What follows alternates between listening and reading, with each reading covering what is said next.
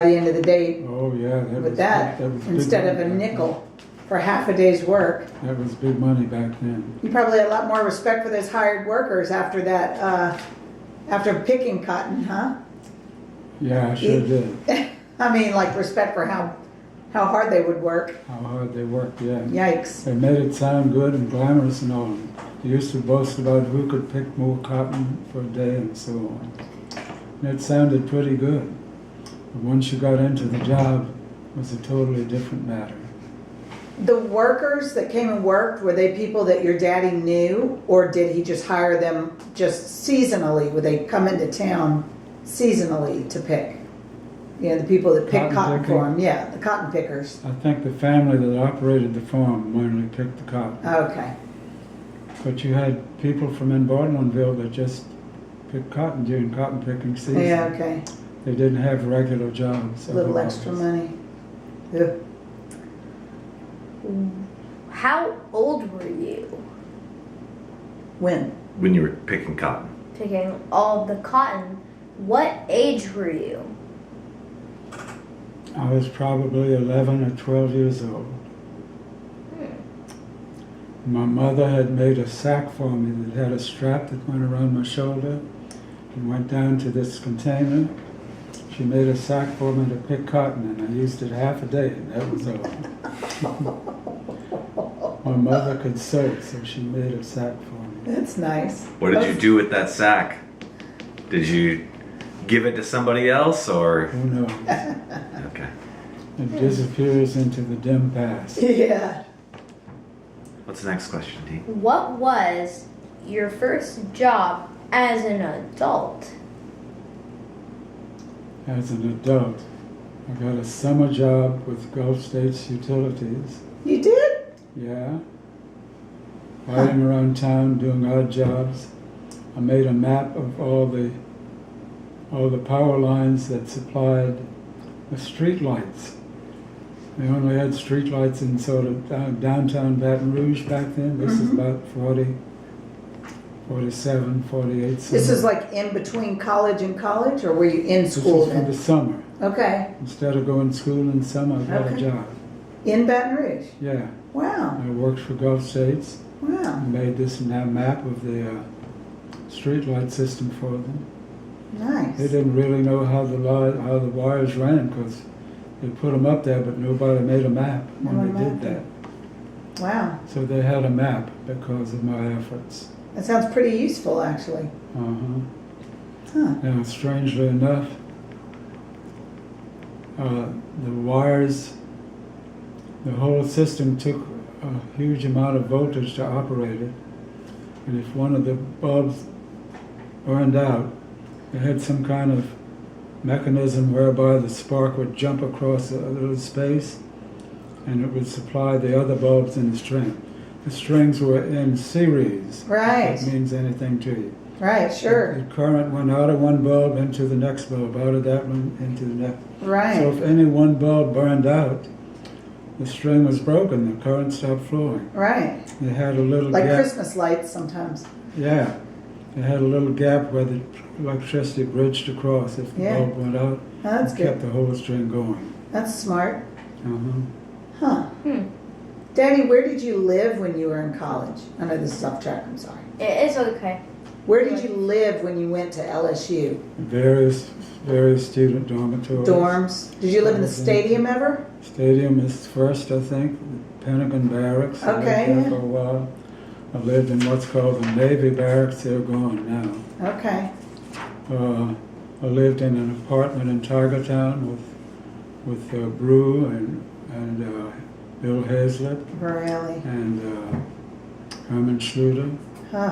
Okay. And maybe Ned Adler, I'm not sure. All the smart engineering boys were hanging out together in an apartment talking engineering. I wouldn't say that. Playing cards and poker. Anyway, All right. and in the summer when I wasn't going to LSU, I stayed with Quinn and Seal. Oh, of course. Okay. Mhm. That's nice. Quinn was a good brother. He was. Yeah. How were you punished as a kid? How was what? How did you get punished? If you got punished, how would they punish you? When I was very young, Mimi used to make me go stand in the corner and face the corner. Did that work? It worked. I think sometimes I had to kneel down. And not too often, but occasionally, she had a leather strap and she used that on me. Yikes. That was all Mimi's punishing. My father didn't punish me at all. Yeah, he was the nice guy. Did you get paddled as a kid? At school, yeah. The teachers had a little thin paddle. It wasn't very heavy. They would hold our hands this way and paddle into the palm of our hands. Yeah, Like that, yeah. Hmm. but with I'm Mr. trying- Wood. Oh, a piece of wood. Mm-hmm. Mm-hmm. Yeah, I know. Does You anybody just have to miss recess, you know? I'm just saying. Or get fussed at. Yeah, get fussed at. But a piece of wood. Oh. Did you ever get paddled at school for talking or something? I can't imagine you In did. later years, yeah. In later The years. principal, I guess I was in the 9th, 10th grade, 8th, 9th grade. Okay. The principal got very upset over all the students that had carved their initials in the desks. Almost all the boys had a knife and would sometimes carve their initials. And he went room by room looking at the desk, and if your initials were on the desk, you got a severe paddling. And I got one of them. Your initials were on the I had desk. them on the desk, yeah. It was too bad. Oh, man. And he went room by room doing that. They didn't know it was really Norman Cooper who put his initials. just kidding. Is this mine? Oh, yeah, that's yours. Wow, okay. So sent to the corner. Your mom sent you to the corner. Sometimes you got to switch. And sometimes at school got paddled. Tell you, it was a violent world back then. All right, Dean. Who got punished more? You or Quinn? Oh, also Quinn is Papa's brother. Thank you. I'm not sure. I suspect it was Quinn. Because I remember Mama getting mad and angry at him sometimes. But it's hard to tell. Because you were so much younger. It's hard to compare the two. So I guess the answer is I don't know. Why don't you ask him who got in the most trouble out of his 4 kids? That's actually the next question. Hot dog. All right. Who was the most trouble as a kid? Carolyn, Annie, Tommy, or Mary? How about none of the above? Would you like me to leave the room? I think it was Ann.